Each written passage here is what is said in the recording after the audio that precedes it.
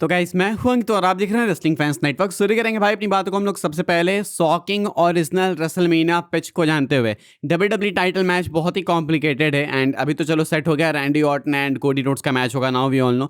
लेकिन original pitches भाई बहुत अलग अलग अजीब अजीब से थे। एक बहुत ही मैसिव पिच मैं आपको बताता हूँ जो कि रेसलमेनिया के लिए की गई थी एंड इसमें रैंडी ऑर्टन कहीं भी इन्वॉल्व थे ही नहीं, Cody Rhodes and McIntyre he involve थे एंड एक सिंगल्स मैच में इन्वॉल्व थे एंड ये लोग जो हैं भाई एक hello in a Cell match के लिए प्लान थे। अपडेट निकल के सामने आई है पीडब्ल्यू इनसाइडर की, इनका कहना है कि the original pitch for the undisputed championship match at WrestleMania 42 was Drew McIntyre versus Cody Rhodes in a Hell in a Cell match. WWE ने एक पिच ये भी डाली थी कि हम लोग Cody Rhodes and Drew McIntyre का मैच करेंगे, वो भी hello in a cell structure के अंदर। देखो इन्होंने hello in a cell PLE जो है वो रिटायर कर दिया कंप्लीटली। तो अब ये लोग Hell in a Cell matches normally major PLEs में कराते हैं लाइक मेनिया या फिर कुछ ऐसा।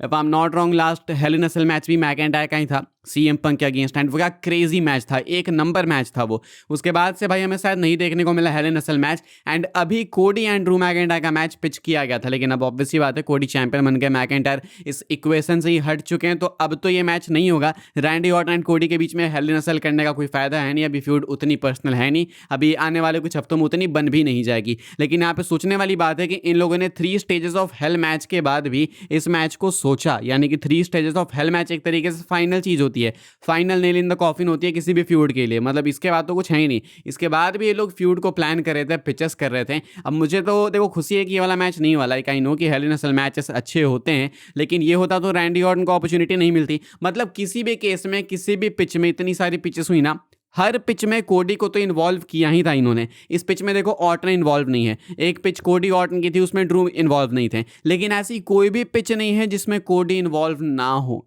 ये बहुत ही अपसेटिंग सी चीज़ है यार, मतलब इतना क्या प्यार उमर गया है। हम लोग बात करते हैं ड्रू मैकेंटायर की। ड्रू मैकेंटायर के लिए अब क्या है कहानी for WrestleMania. Now we know कि अब वो टाइटल मैच में तो नहीं होंगे। पिछले वीडियो में मैंने आपको अपडेट बताई कि मैकेंटायर ट्रिपल थ्रेट नहीं बना सकते इस मैच को, डब्ल्यूडब्ल्यूई वाले प्लान ही नहीं कर रहे हैं। तो अब मैकेंटायर जेगा फाटू के अगेंस्ट में जाने वाले हैं, ये भी पीडब्ल्यू इनसाइडर की अपडेट है। कहा गया है कि Drew McIntyre appears to be set for a match against Jacob Fatu at WrestleMania 42। According to PW Insider Drew McIntyre face करने वाले हैं जेकब फाटू का एंड ये बहुत ऑब्वियस हो गया क्योंकि एक तरीके से जेकब फाटू ने ही मैकेंटायर को कॉस्ट किया एंड मैकेंटायर को तो हमेशा कोई ना कोई कॉस्ट ही करता है, कभी सीएम पंक, कभी डैमन प्रिस्ट, कभी रेफरी, तो कभी जेकब फाटू। मैकेंटायर सीख नहीं रहे अपेरेंटली अपनी गलतियों से, डब्ल्यूडब्ल्यूई ऐसा दिखाना चाहती है and Jacob फाटू and Drew McIntyre का ही मैच फिलहाल रेसलमेनिया 42 में आपको होते हुए देखने को मिलेगा। यही है करेंटली प्लान्ड रेसलमेनिया 42 का मैकेंटायर का मैच। काफी अजीब है भाई कि देखो आप कुछ हफ्ते पहले मेनिया से अनडिस्प्यूटेड चैंपियन थे एंड अब आप मिड कार्ड फ्यूड में जाओगे, आपसे चैंपियनशिप भी छीन ली गई। तो मैकेंटायर के शूज में कभी पैर डाल के देखोगे तो पता चलेगा कि आखिर इनजस्टिस होता क्या है।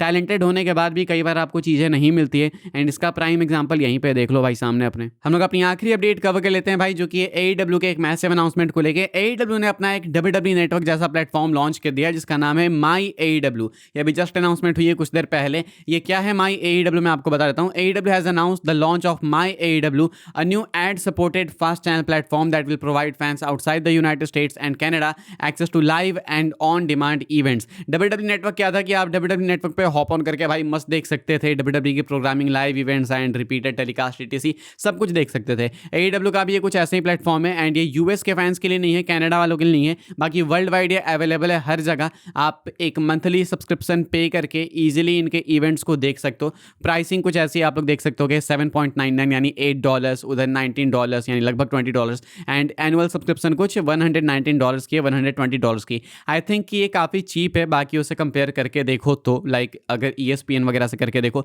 WWE ने भी जब लॉन्च किया था WWE नेटवर्क तो 999 का किया था, यानी लगभग $10 का किया था, तो ये उससे तो कम ही है। इन्होंने 3 पैक्स ये लॉन्च किए हैं, दूसरे वाले में पेपर व्यू आता है, WWE में एक ही में सब कुछ था, लेकिन इन्होंने 3 अलग अलग पैक्स लॉन्च किए। बेसिकली 2 ही है, बाकी एक तो एनुअल है।